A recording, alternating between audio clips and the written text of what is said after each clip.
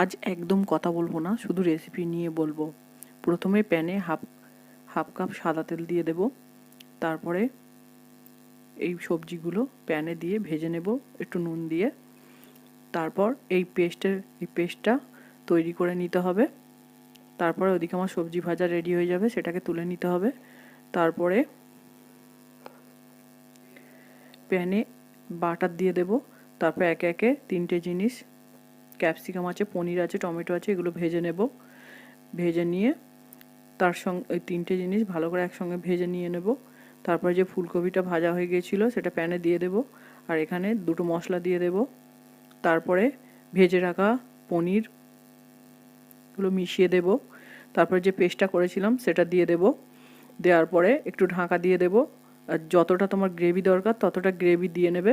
আর চিনিটা অপশনাল, দিতে পারো নাও পারো। রেসিপিটা ভালো